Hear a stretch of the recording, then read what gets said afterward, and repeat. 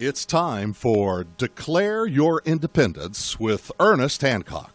Believe me when I say we have a difficult time ahead of us. But if we are to be prepared for it, we must first shed our fear of it. I stand here without fear because I remember that I am here not because of the path that lies before me, but because of the path that lies behind me. I remember that for 100 years we have fought these machines. And after a century of war, I remember that which matters most. We are still here! Tonight, let us make them remember we are not afraid!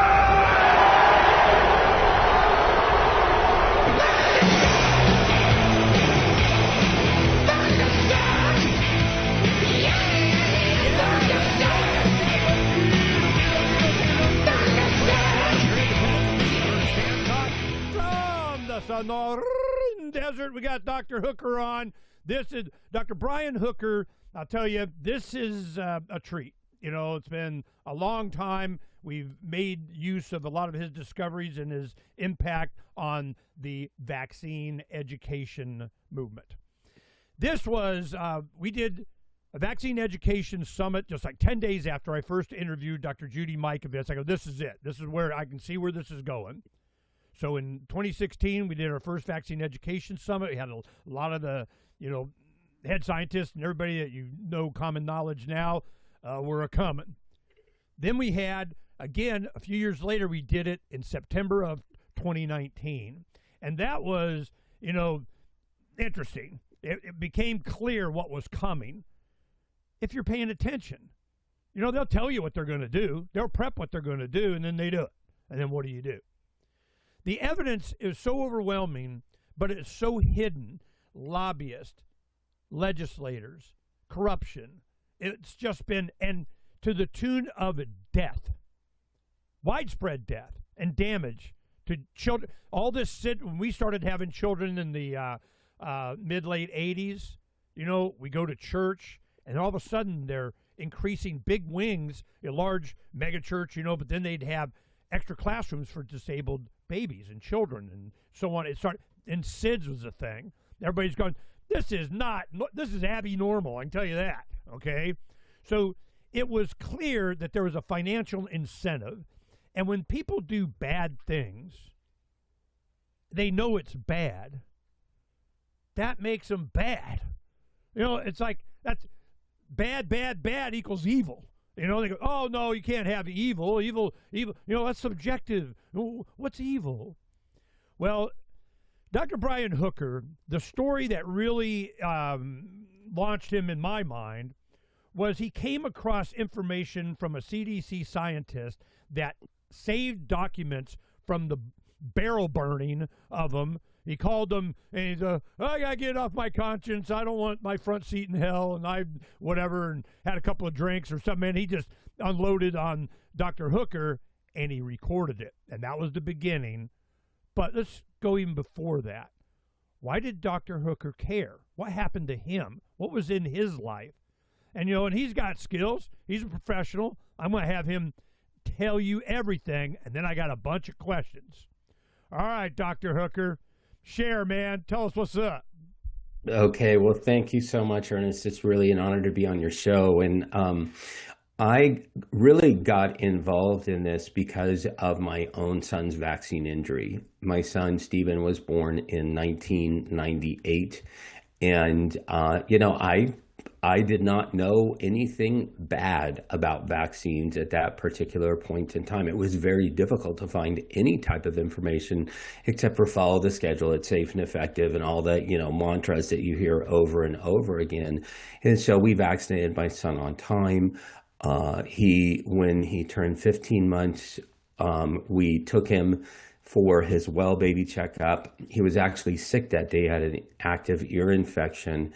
And then he got 3 vaccines that day, came home screaming, high-pitched scream, fever, uncontrollable, that we basically had to use at the time baby aspirin and baby Tylenol to control. And we were going through this cycle just, between baby aspirin and Tylenol to help his fever down. And then he neurologically regressed very, very quickly after that, to the point that at his 18-month well baby checkup, he was diagnosed with full-blown autism. And to see what happened with the combination of vaccination plus an active ear infection plus baby Tylenol was absolutely horrible. He lost eye contact. He lost words that he was saying before, that whole incident. Joint attention. For a while, he even refused to walk unassisted. And we know now it was because of, issues with his vestibular system and his balance that he lost because of those vaccines. And that started my quest. I was a research scientist at a Department of Energy laboratory, and I wanted to know as much as I could possibly know about vaccines. And, of course, the CDC party line at that time was there is no relationship between vaccines and autism, which we know is preposterous. And, I challenged them. I investigated them. I investigated them using the Freedom of Information Act, and then continued my investigations really to this day. I've been studying vaccines, vaccine adverse events, and vaccine injury for the last 25 years. And my son turns 28 in February, and I have a PhD in biochemical engineering. I have a background in statistics, self-taught really in epidemiology. And I started publishing papers on this, scientific papers on this in 2004, and have continued to have publications to this day. I currently work at Children's Health Defense. I was at its university for 15 years, retired from that university, and now I work full-time for Children's Health Defense. All right. Here's my questions. When you say 15 months, I have 12 grandkids, 4 kids. Good. I know what 15 months is. Yes, sir. By that time, they're a person. You can start to see what they're going to be when they're an adult, a teenager. Even kind of about, 15, 18 months, you start to, see the person. You can look back and kind of recognize. That is a powerful milestone. They start walking. They start being autonomous. You can tell. Right. You get these shots, they come back not the same kid. I'm a parent. Oh, you're just imagine what they shine you on about whatever, and then finally diagnosis, and parents already know. Right. We went through a lot of this at that time in the early 90s when this really started, the mid 90s, our children going, you could see, they're input babies, input, give me input. I'm curious. I want to, I'm playing with they're like cats and laser pointers. I mean, they're just, all over the place. And then they're not. And you could see it, in every strata, they're at daycare, or you're on the little soccer team or whatever. You go, that looks, it even became a thing. That's a vax kid there, and you could tell the difference. I think most of our kids were born before 88. Our latest, I think, was 88, 89. Right. So we probably missed the big jump. But all this, baby, go back, school, we wavered out of everything. We just, no, it's called, childhood. They get over it, and they're more resilient anyway. So we were so glad that we did that, but we had experience with a lot of our peers that had main problems. Now, we gave our opinion, but we didn't have any evidence because they made sure there wasn't any. Right. That's what I want to focus on, is how is it that you had a CDC scientist call you and unload on you? How did that come about? Why did it? What happened to him? What happened to you after that? This is part of the crack that happened in this whole cover-up. Was Dr. Hooker a dad? It's always going to be a grandma, a grandpa, a dad, a mother. So you just piss off so many people, you get the wrong guy. Dr. Brian Hooker was the wrong guy. So go ahead and tell that story, will you please? How that and then how it made it into the mainstream. It was available to people. It became a featured issue in the movie Vax that really had a big impact. Go ahead and monologue me. Tell me what's up. Absolutely. Well, my first encounter with the CDC whistleblower, Dr. William Thompson, was actually very early on. It was like in 2002. And, I have letters behind my name. And so, I felt comfortable. I thought, well, I'll get the phone numbers for these CDC scientists and I can call them up. Well, one of the scientists that I called very, very quickly was Dr. William Thompson, the CDC whistleblower. And initially, he was very brusque with me. He blew off my concerns. He tried everything that he could possibly try in order to get me to stop emailing him, to stop calling him, because the CDC had ongoing studies at that time. And I knew that the study designs were flawed and that they were basically set up not to find any type of effect between vaccines and autism. And so I was not going to let go. Well, in 2004, I got a letter from a CDC attorney. Her name's Deborah Tress. And it was a cease and desist letter, like stop calling us, stop emailing us. And the reason why was that I was participating in vaccine court, that we were actually in the National Vaccine Injury Compensation Program trying to get compensation for my son's injuries. And they said that, if you do that, you cannot talk to CDC scientists because that would be discovery, and discovery is not allowed in that program. And so... Whoa. Back up. Yeah. Discovery is not allowed in vaccine court? No. Absolutely not. No. It's set up it's set up to fail. It's set up for parents to fail. So when they say, stop bugging us, you're bugging us too much, we're getting bugged, how many emails, phone calls are we talking about? 3 a day? I mean, what are you talking about? Oh, probably 2 or 3 a week. Okay, so you weren't going away. All right. No, I do not. I do not go away. I mean, there's enough ADHD, OCD, and just parental blood, sweat, and tears. I was not going to go away. And then I continued on. After this letter, I showed it to my attorney. We had a laugh about it, and he sent a letter back saying that, my client, Brian Hooker, can talk to any official at any point in time. And Ms. Tress then emailed back and said, oh, yeah, well, we're just not going to return any of his emails and calls. His only recourse is the Freedom of Information Act. Well, I used that Freedom of Information Act starting in 2004. The maximum FOIA requests that you could file at that point in time were 1 a month. And so I just started filing 1 a month. And if I needed to file more than 1 a month, then I would have one of my family members file one in addition to me. So these FOIAs that you were doing, was it for specific information, or you kept asking for the same thing? I was asking for different specific information, background information on the database that they were using to evaluate, what they were trying to study, which was, mercury in vaccines through the preservative thimerosal, and then the MMR vaccine. And really, that's all they were studying at the time. And they were trying to indemnify those two pieces and somehow extrapolate it to the point where they could say, oh, well, the vaccination schedule is safe. It doesn't cause autism. Yeah, blah, blah, blah. What was their responses? They babbling BS, or we're not going to do it, or sue us, or what?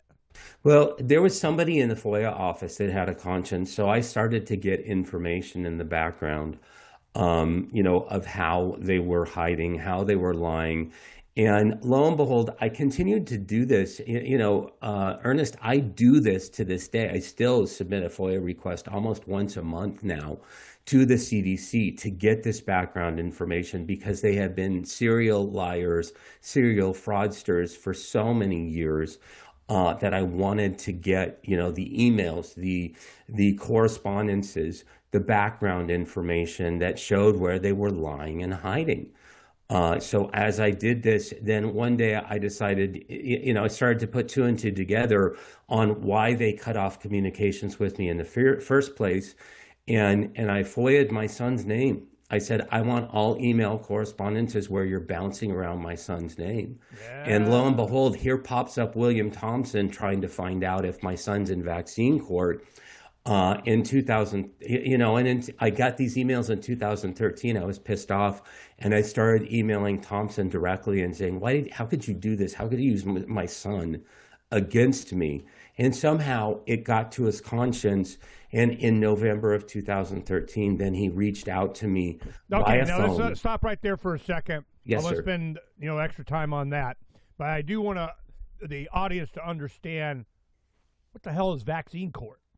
When they eliminated the liability to pharmaceuticals in like '88 or whatever, Reagan signs it into law and goes, "Yeah, Right. I'm not feeling good about this one. We need to get rid of this later. I made a deal with the devil for something. I have no idea." But what happened was, as a process for damage, if you limit their a little bit of each sale or something went into a pool of money. Right. And outside of the court system, they had to if you got damages, because they had a big bird flu thing in the late 70s, early 80s. I remember a lot of problems happened.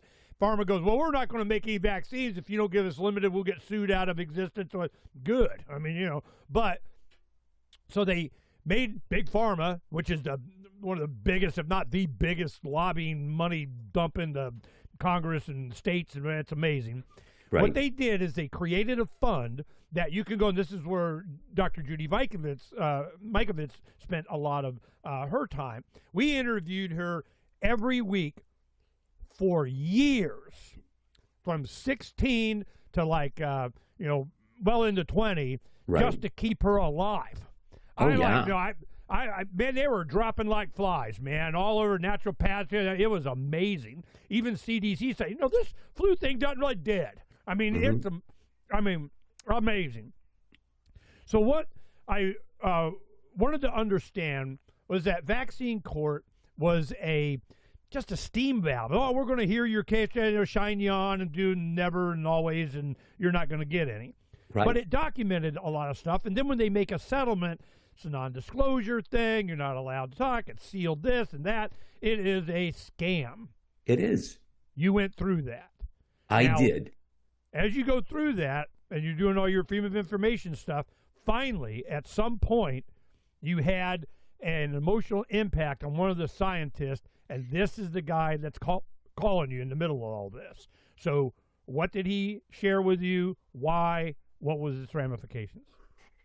Well, like I said, his first conversation with me was in November of 2013, and he started to share data with me. In fact, he showed me a way that I could, figuratively walk through the front door of the CDC and get some of the data sets that needed to be analyzed, that had been analyzed fraudulently.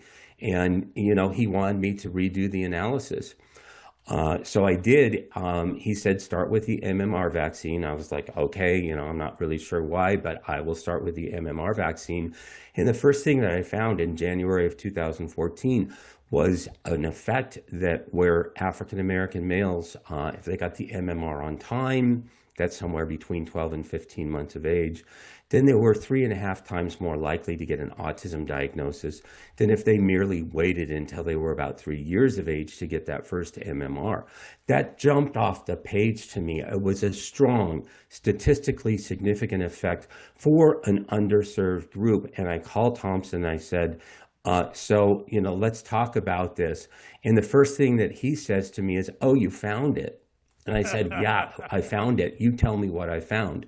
And he affirmed, he said, yeah, we found that effect. And in 2002, we buried that effect. We were ordered to take all the information that was associated with the African-American effect on the MMR vaccine and destroy it. We were told in September of 2002, destroy all that information. A publication was made 2 years later, and it never saw the light of day. He wanted to bring that out to the public. So he instructed you in a method to do Yes. a FOIA that would wind up on his desk, and he had copies in the safe or something, and he goes, oh, well, somebody asked for it. Well, here you go. Thanks for Exactly. asking. Is that basically what happened? That's exactly right. He set up the scenario where I could publicly ask for the information, and it ended up on his desk, and then he sent me the data through, proper channels at the CDC. That's how I got it. That's And then how I they gave him analyzed a it. Merit Achievement Award or something, right? Yes. What happened to him? Well, he did. We were in correspondence for about 9 months. I got a paper published, showed the African American effect. CDC then got on to us and asked the journal to retract the paper. The paper was retracted. And then Dr. Thompson submitted a statement through his attorney in August of 2014, supporting and verifying that, yeah, they had committed fraud. And that, so that's how he got into whistleblower protection or something. Is that what he did? That's what we got. We got him a whistleblower attorney. We hooked him up with Representative Bill Posey. He did a deposition for Representative Bill Posey, and then we got him whistleblower protection. They put him in the basement? They did. They put him in the basement. He was put in a division that had nothing to do with vaccines. He was told to shut up, and he was given a $25,000 retention bonus. And you know what? He shut up. Yeah, he's down there playing Tetris. I get it. Okay. Exactly. So has he retired since? No, he is still at the CDC. He is still working at the CDC. And now, according to Secretary Kennedy, he's working directly, regarding child safety and presumably vaccine injury. Okay. So he's been exhumed from the basement. Well, you would think, to give some credibility to your efforts and so on, and it's starting to come out and all. I get it. But this is my concern, and I want you to assuage me of my concern. Whenever you create a movement or an advocacy for something, an organization, sooner or later, that organization becomes more important than the reason you created it. And I see, the Children's Health Defense, RFK Jr. being head of Health and Human Services. You think you're winning, but then they're like, you get infiltration. You can't say that anymore. Don't say vaccines, autism, it's injury, or different words kind of start to sneak in, and it softens the blow, and then there's some other So I need you as chief scientist there, and your experience with doing this. Is there a threat of infiltration? Is there a threat of softening it? Is there a threat of negotiation with pharma? Is there a threat? Because I see Trump, he's glad-handed and backslapping, and they're back and forth, and the pharma whatever, and RFK Jr. kind of, playing in the minefield and what you guys are doing and so on. Now, we can talk about this.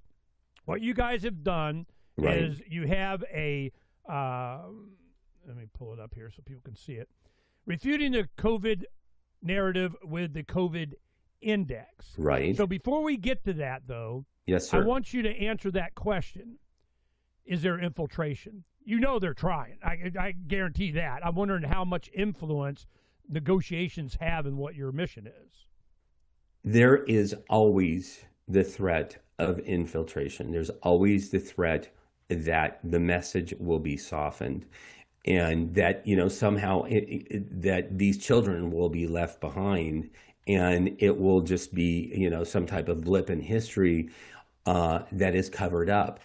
I will die with my boots on. That's one of Secretary Kennedy's statements. For these children, I am not going away, and I'm still fighting mad after all of these years. And, one of my battle cries is that Children's Health Defense will continue to be on the cutting edge, will not become the American Cancer Society, will not become, the American Heart Association. We will continue to be on the cutting edge, and we will say the things that other people refuse to say regarding vaccines and autism, regarding vaccines and other developmental disorders, neurological disorders, autoimmune disorders. It needs to be said, and we will continue to say it. When I no longer have a heartbeat, that's when I will stop talking. Go ahead and give us where we are now. Yes. We have a lot of, even the CDC is, all right, we can't recommend this, and the hepatitis B shot was stupid to begin with. And, right. We have all these problems, and we're fixing it. Pinky swear. Are they? Really? I mean, what's up? It's going to take a lot of work. I mean, if you look at the task that Secretary Kennedy has inherited, he has 60,000 employees in HHS. Damn. The vast majority that were there before he started at HHS.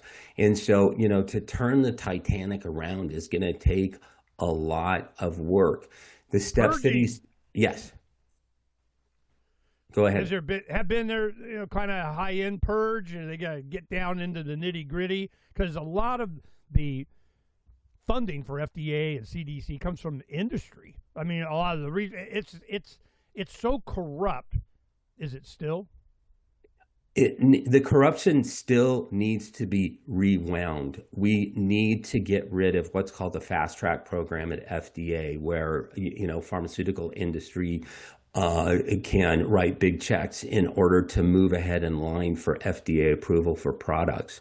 We need to get rid of the CDC Foundation. The CDC Foundation takes money directly from vaccine manufacturers. That needs to go away. There has been a big purge. The conflicts of interest for the Advisory Committee for Immunization Practices, or ACIP, they approve vaccines for the schedule. There was a huge purge on that, but there still needs to be many, many more purges that occur, within the ranks of the HHS. They have started at the top. It's really the tip of the iceberg. There are some people that have resigned in protest, and my parting thought to them is good riddance. Thank you for doing what needed to be done anyway. If you can please get out of the way, we have children's lives to save. There's still much to be done. But what I see Secretary Kennedy doing is he's rewinding things that will last beyond this administration. I hope so. Freedom's the answer. What's the question?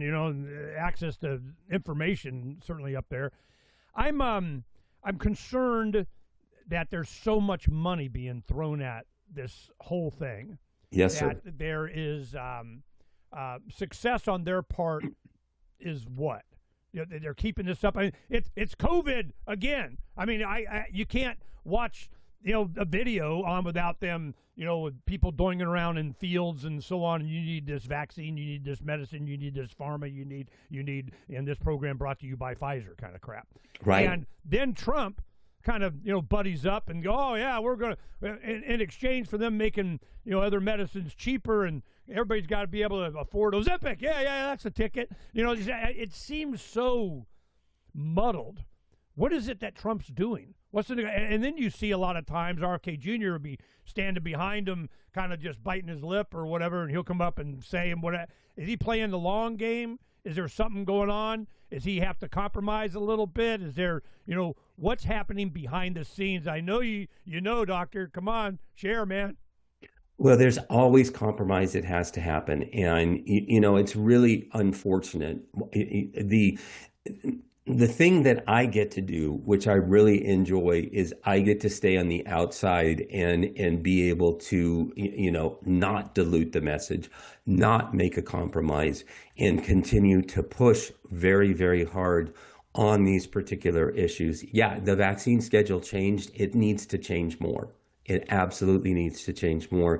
Is there compromise that's going on? Yes, I know there's compromise going on. There will still be compromise going on.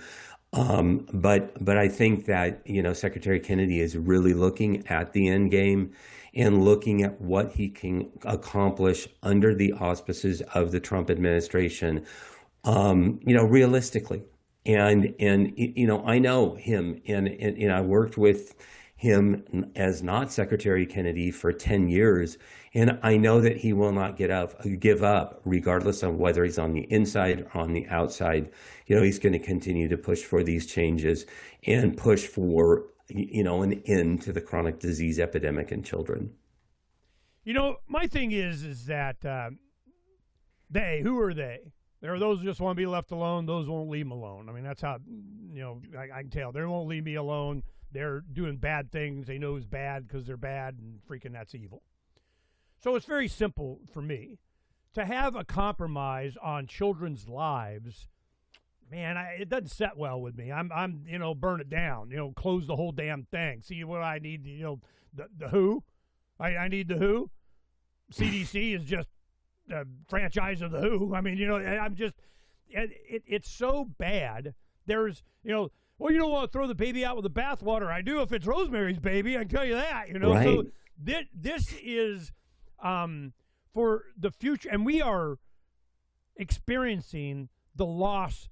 We're already a low birth rate to begin with. Right. When you have a birth rate that includes a bunch of vaccine damaged children generation, and a lot of the damage you can't even really diagnose. It's just if they could dial down your resistance a little bit, a little fluoride in the water, a little crap in the air, a little mRNA in your food, a little glyphosate in your Cheerios, a little, all of a sudden the opposition starts to evaporate. But they always got a Dr. Brian Hooker there going, oh, you pissed off the wrong dad. So this is a battle that's continuous against what?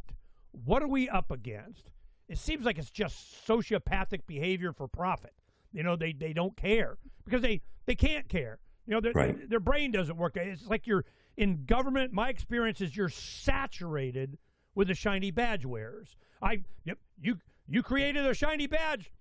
Well, Farmer's going to wear it because you created it. We don't want Brian wearing it. We sure as hell don't want, RFK Jr. in there.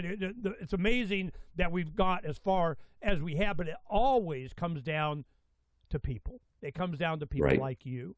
And to not be corruptible is a character thing.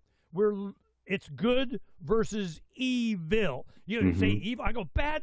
People doing bad stuff they know is bad. That's freaking, I don't know how you define evil, Right.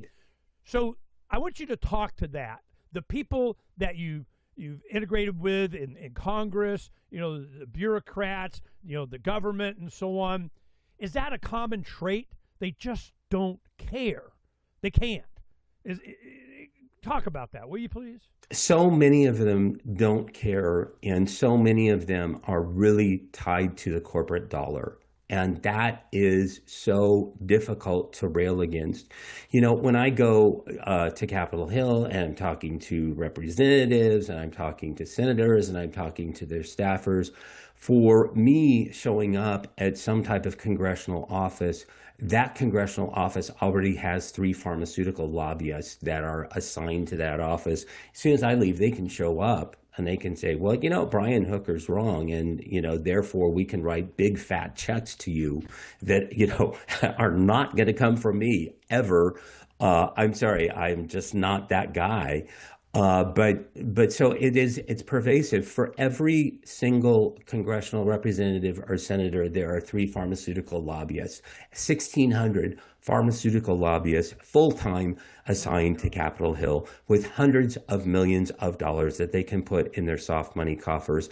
If you think that's not evil, think again. I mean, one of the things that we learned from COVID is that there is evil in this world, and there are people that really don't want you to be alive. They don't really care or not. I mean, they're looking, the whole cabal is looking at getting rid of people. They don't want the population of the world to be 8 billion. They would like it to be more like 900 million. So that means that out of 10 of us, 9 of us shouldn't survive. Why? Is this a religion? Is it why? What motivates these people? If they are going to create their own utopian society where by 2030, and we've seen these commercials on TV, we will own nothing and like it. I don't know. We're going to all be like Captain Picard or something like that. But, and they've created these agendas, And these agendas are, very, very much steeped with population control, very, very, very much steeped with mind control, steeped with, being able to put AI interfaces on people so, they can not only control what we do, but they can control what we think. I mean, it's already there. The technology is already there. What we saw in COVID was just a dress rehearsal for the whole thing. Yeah, if you're not in control, you're out of control. We can't have you out of control because we need control.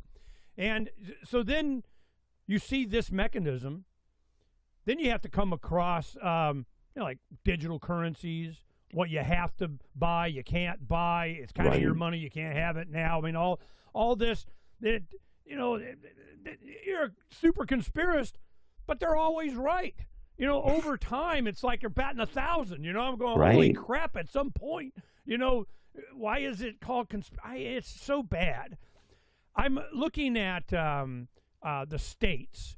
At the time when we were talking to Dr. Judy, we were doing, certainly by our second Vaccine Education Summit, the reason that we decided to hit the road in late 19, before all this COVID stuff and lockdowns and all that stuff started, was because pharma went to newly elected legislators. And there was one called WIG, Women in Government. So they go to the women and they say, if you can produce legislation, get passed that prevents an exemption or creates a mandate, either one, we're good with either one. You don't have this exemption anymore. You can't claim religious, conscientious objection or whatever. Or mandate you have to. $1 million grant to their campaign kind of thing. When they did that, Dr. Judy and I, we were talking about this. When they did that, I said, here we go. You can expect in 2020, here it comes. But they did not disappoint. Holy crap. Was that their last gasp? 20 during COVID, that's when it kind of, was COVID kind of a, evil blessing in disguise that people woke up and went, what the hell? Is that when the turn happened? Was it already happening? Did it happen later? Tell me about that. Well, I think it happened largely due to COVID and largely due to the fact that, we had individuals that were, steering the ship that were serial liars. The way that you could tell that Tony Fauci was lying was if you saw his lip moving, so these people were serial liars, and they were not good liars about it either. And, and they were up to sacrificing lives. They really absolutely did not care. Tony Fauci cared more about the fact that a toy company created an action figure about him than the fact that the vaccine was injuring so many people, myriad people. The VAERS database, which tracks those, tracks poorly actually, but it was blowing up with things like myocarditis, pericarditis, spontaneous abortion, death, shingles, Bell's palsy from the COVID shot. And, and yet the fox was guarding the hen house. They absolutely did not care. People saw that. Is it their last gasp? Absolutely not. I mean, they're really queuing up what's going to be the next pandemic. I firmly believe that they have not learned their lesson yet, and that hopefully people will wisen up. So when they queue up whatever the next pandemic is going to be, then we can be prepared. And, by gosh and by golly, that is what I'm preparing for right now, because I know that COVID was a dress rehearsal. Right. Okay. This builds up to my point. I was afraid when COVID actually hit that it was legit, but it was manufactured. That this was something that they had planned. Here we go. Well, it worked to the degree that they got what they wanted. They, got a reset of a whole bunch of stuff and made a bunch of money and, whatever. But I was worried that they really had a much more lethal version, and they were going to, we're going to see bodies piled up like cordwood in front of hospitals, but it didn't happen. They tried to give the illusion that it did. Right. But then activists would go with their phones going, God, there's nothing here. These guys are just making this stuff, and they're killing people by ventilating them. They're giving them remdesivir, which is, killing them. They're killing them. They're freaking killing them. And a lot of whistleblowing nurses and doctors come out and go, they're killing them. I'm just saying. I sit here and watch this happen because all kinds of stories like that. So the next one, when they come out, beginning of the Obama administration, it was H1N1. It was the bird flu. Oh my God! And we go to, it had level 5. In the WHO, we created level 6. Yeah, it's a level 6. That's a ticket. And then so it was so obvious. It was a fear tactic thing, but I thought, if they're going to do it, it would actually really be lethal. The illness as opposed to the vaccine, and then of course they blame the disease for what they were doing. The vaccine, and self-perpetuating PR loop. But this next one, they go, we got to figure it out now. Oh, we got a good one here. We're going to release this one, and it's going to it's COVID pouring all over again, and I see it coming. Do you think they have something that they've created that really get our attention? Are they going to double down? I think there are several candidates. Gain of function research has not stopped. It's not stopped in the United States. There is a ban of gain of function research in HHS, but we're still trying to root out pockets of work that are trying to be done under the guise of things that, new catchphrases like universal vaccination, which is rampant right now in the National Institutes of Health. They're still doing gain of function research. So we're trying to root that out.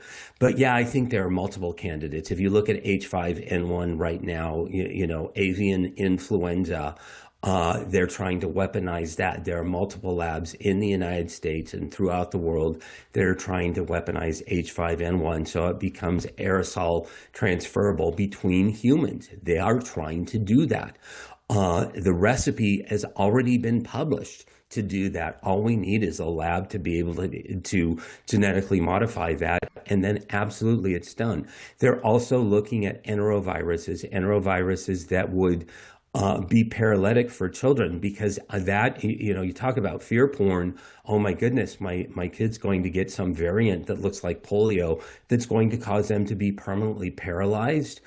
So yeah, they are looking at these, monkeypox. They tried monkeypox as well, or mpox, or whatever they're calling it now.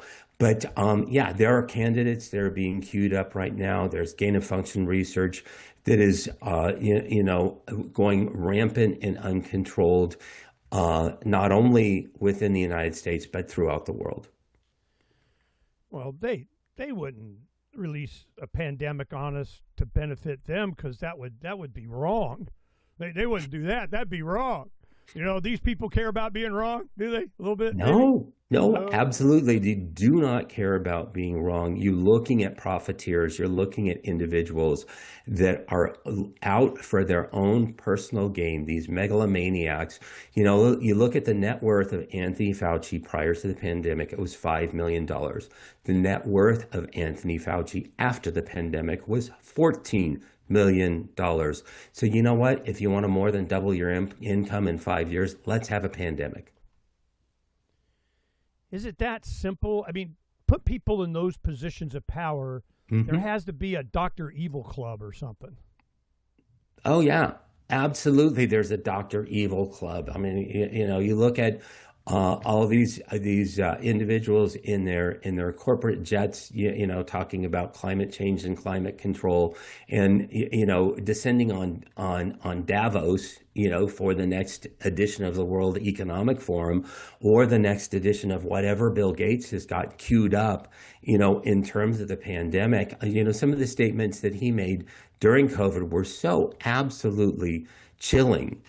That, if you don't take the vaccine, then, you are getting what you deserve. It was absolutely positively chilling what came out of his mouth, what came out of Tony Fauci's mouth, what came out of the president's mouth, regarding individuals that preserve bodily autonomy. that did not want to take an untested, genetic modification therapy in their bodies.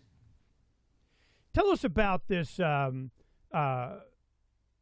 index. How is that used? Why have you created it? How do people do that? Where can they get access to it? What benefit does it have?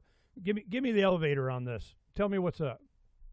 Okay, well, you can go to COVID Index at covidindex.science, or you can go to the ChildrensHealthDefense.org website, and in a pull-down menu, this is a collection of documents that have been curated, that have been then cataloged, indexed. So you can easily find, if you want the documentation around remdesivir, you can find the documentation around remdesivir. If you want it from the Pfizer or the Moderna, clot shots, then you can get it around that. You can get legal documents. You can get scientific documents.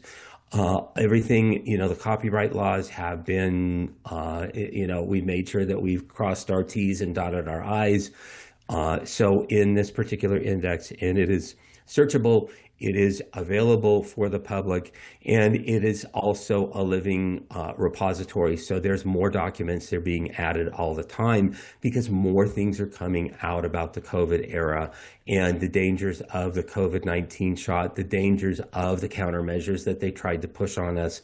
And so, it is being continuously updated with information that is specific to COVID. When we did the Vaccine Education Summit in 19, right, we had a gentleman named Dr. Alan Palmer. Mm-hmm. And he did, going, where's the studies? We don't see the studies. There's been no studies. Go, the hell there's not. I got a book. Here's 1,200 studies. He's going, it's all over the place. Well, the COVID index centralizes a lot of that, makes it available. You can make an argument. You can talk to your daughter-in-law about getting vaccinated, the nurse, to this, to that. It's good to have this information. So is it also to add to it, kind of like a VAERS thing, or it's just the research for them to make use of when lobbying? Also, to add to it, we're always recruiting research associates that can help us to find the documents, curate the documents, and make sure that they're, properly vetted. We want to make sure that the information that we put on the COVID index is, indeed the most accurate. And, it goes on. I unfortunately, I know of people that are on their 12th booster for COVID-19. Yeah. And so, it goes on. It's going to be the gift that keeps on giving. And, now they're finding there have been information that's been released recently, and it's going to be also in an upcoming peer-reviewed publication that the DNA, the intact DNA that encodes the spike protein is in the Pfizer. It is in the Moderna. And it is the reason Explain that. By getting the shot, you change your body to produce the pathogen that they want. Correct.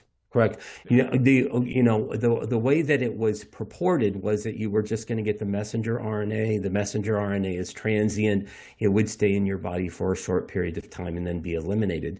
Well, associated with that messenger RNA and hidden intentionally is the DNA that encodes that. Now, DNA can climb into your chromosomes. There are multiple mechanisms in which it can be permanently part of your body, a part of your growing and dividing genome as you are growing cells and replacing cells. So now we have people that are permanent spike protein production factories because it becomes a part of their genetic code. Oh man, this is a movie script. This is a Mission Impossible 007, kind of thing. And I got to ask you, who do you want to play you? I don't know. Is Buddy Hackett still alive? Maybe. You can't favor him. Don Knotts.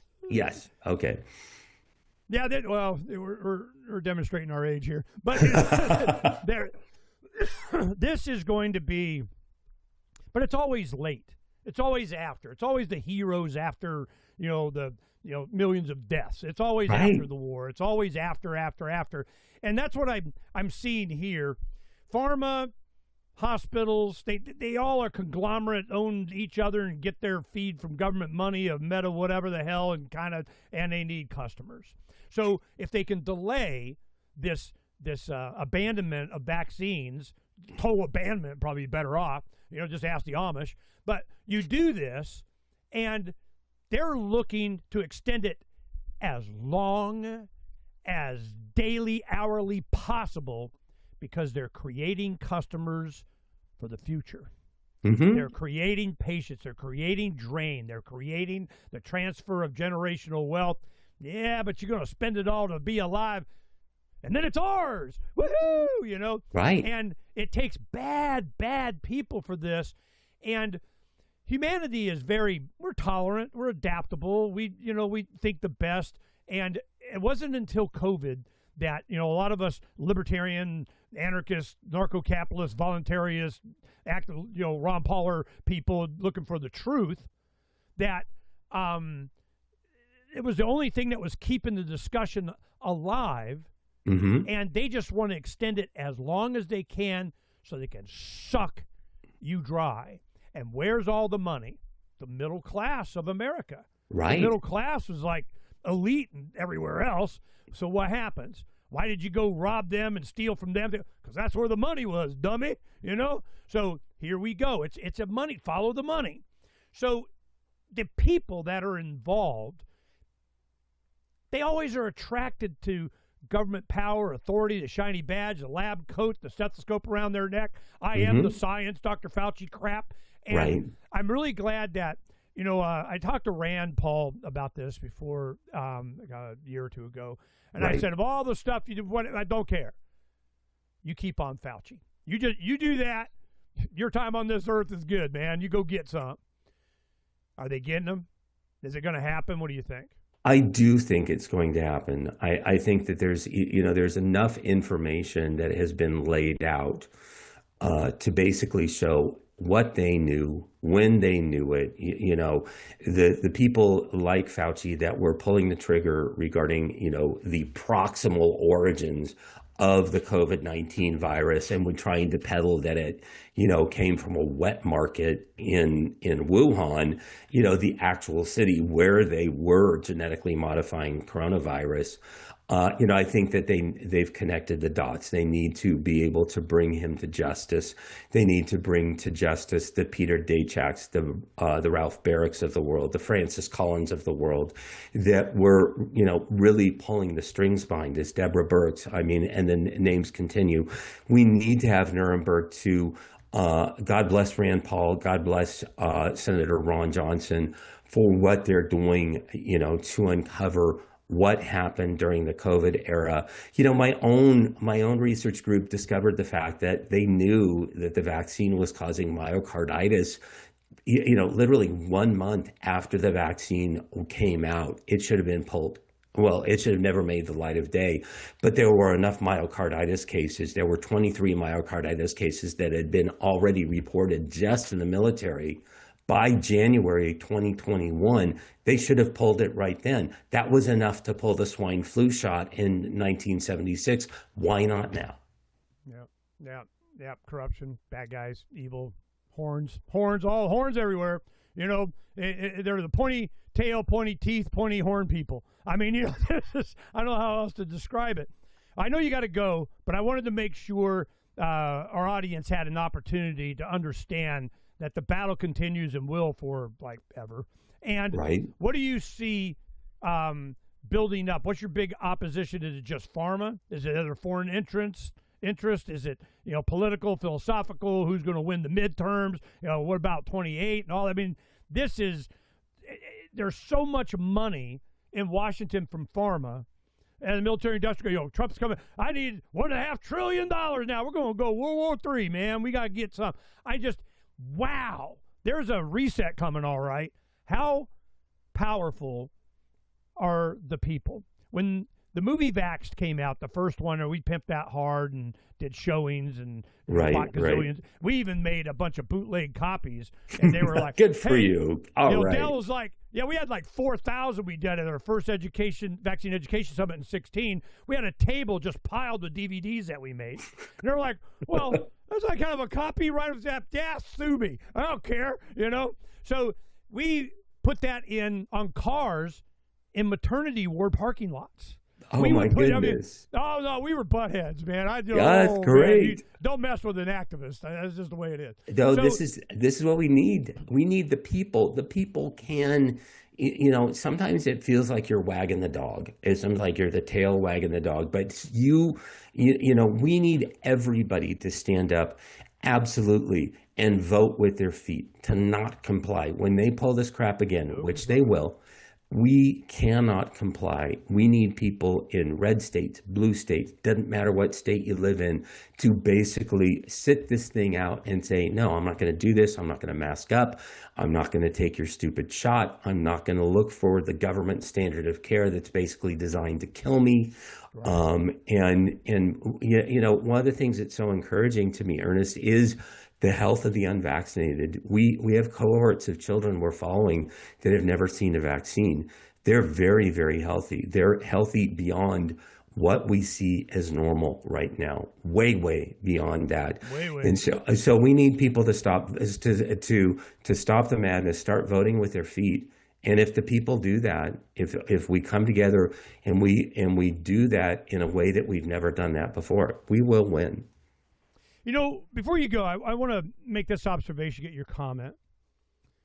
When they did this, the people they damaged the most were the compliers, the ones that believed in the government, the ones that Sieg Heil, whatever you say, in the CD. I talked to a lot of people in our, La Bus Liberty tour that, well, the WHO and the CDC, I go, I don't care what they say. Well, if you don't care what the official shiny tie people say, then we can't have a conversation. I go, well, I guess we're done. I'll just wait. Wait for what? For people to start dying. That's what we'll wait for. Then you'll know. And there's a little Ernie on their shoulder going, I get no pleasure in saying, I freaking told you so. So right. This is where we're going. And I wanted to get your comment on the fact that they have really eliminated or made disabled the very people that are supportive of their authority. And the ones that are healthy and alive, they keep increasing our numbers by percentage of activism, and they're sowing their own demise. I was just like, what do you think was going to happen? What do you think? Is there people that either regain their health or maintain their health or concerned grandma? I mean, once you flip the switch and they go activist, yeah, try and stop them. Right. How true do you think that is? I think that what they're doing is, getting rid of the compliant. Absolutely. I don't know if that's intentional or unintentional, but those individuals that comply, I talk to practitioners all the time and they say, 50% of my practice now is COVID vaccine injury. I'm seeing turbo cancers like I've never seen before. My cancer rate in my patient load has gone up by tenfold. I hear that all the time. And these are people that got the vaccine. These are people that got the shot, not the people that didn't comply, not the people that are voting with their feet. And so, yeah, absolutely. It is, it is very, very unfortunate. I think a lot of people got duped. They had misinformation. They had the wrong information, and the things that were correct were being called misinformation. So yeah, it's very, very unfortunate to see. But I know of individuals personally that are going through this because they complied. Well, RFK Jr. just did some kind of, we had a story up that doctors no longer report their vaccination records of their patients or something. Mm-hmm. So that, and the reason was what? They don't get their bonus check from pharma? What was the reason for that? Let's take away the bonus check from the HMOs, the bonus check, any type of incentivization from Medicaid. Really, that needs to be eliminated, because that was a huge conflict of interest. When a pediatrician gets $400 to $600 a year per patient, per fully vaccinated patient in their practice, that's a huge conflict of interest. Okay. Yeah, well, especially they have to reach you don't get any of the bonus if you don't have a certain percentage of your patients, which is pretty high. I don't know, 70, 80, 90, whatever percentage it was. So they're like, well, I can't have you as a patient if you're not going to get vaccinated. I won't get my vote. Exactly. That's why patients were being kicked out of practices, is because, it happened to my family. Right. Right. They did better if they had smaller practices as long as they were fully vaccinated because they were getting big checks from their HMOs. Yep. So, my daughters and daughters-in-law, during the middle of all this stuff, I wrote a letter to all four of them, and I said, I got so much respect for you. I had no idea how much pressure you were every time you went to the doctor. So they stopped this baby visit bullshit. That is just, another opportunity to press you into whatever. Right. And they go, Dad, you have no idea how bad it is when they go in. Oh, yeah. The pressure, it was, we're done. They go naturopath. They don't go to doctor. We're done. I don't think they saw that kind of resistance, and it's due to people like you that keep pressing. And there's always people like you. Sooner or later, especially with the internet, now we have decentralized storage of different, and it doesn't go away. Well, that's why with the COVID index that you guys have and people telling their stories, people sharing, go ahead, do your VIRS thing, whatever. It's over. And I remember when the black male children, 3 times more likely to get autism from this, when they do an annual protest at the CDC in Atlanta, all of a sudden this information comes out. Louis Farrakhan, the Nation of Islam, Black America is, what the crap? Right. But that was never made mainstream for any amount of time. They didn't want that to come out. Black Lives Matter unless they're babies. Right. Unless it has to do with, and it wasn't for lack of trying. I mean, we were reaching out to major outlets at the time, trying to get some type of traction, trying to get somebody to pick it up. And I thank God for Polly Tommy, Andy Wakefield, and Del Bigtree for making Vax, because at least that got it out. Yep, it was very powerful, and we did what we could. Thank you for coming on, Dr. Hooker. I know you got to go, but it's great to finally talk to you. You've been in my mind ever since Vaxxed, and Dr. Hooker, man, the man, and I'm glad that you wound up where you're at, and keep it real, man. I know the pressure when you have this type of a high level opposition and people see you as a credible resource to get their information, to help with the lobbying, to do what at the state level, local level, and it always goes down to the county. It's the county guy with the clipboard and the shiny badge saying you're closed because of, and you have to and you can't. We could see in the mid-'90s it was a county infiltration. All this USAID, Soros money of whatever. They focused on the county because that's where the local prosecutions happen. And this is starting to come out on so many things. The corruption of why am I paying taxes for this? Really? There's going to be a tax revolt sooner or later, especially when the economy goes to crap. So I'm glad you're there. We'll have you back on. Thank you so much. It's going to be the same questions. How safe are we now? How infiltrated are we now? How compromised are we now? Are you going to have to, someday resign like Bongino? Go, I can't be an FBI more. Then you can do your own podcast. I mean, you see this over and over and over. So stay true, man. You got some history behind you to give you credibility, but man, they're trying. I know they've tried. Well, thank you so much. Thank you so much, Ernest. And it's an honor to be on your show. I appreciate, you lighting the fire, man. Just continue to light the fire wherever you go. It's great to make your acquaintance, and it's long overdue. Peace, brother. Thanks for coming on. All right. Thank you so much. Bye-bye.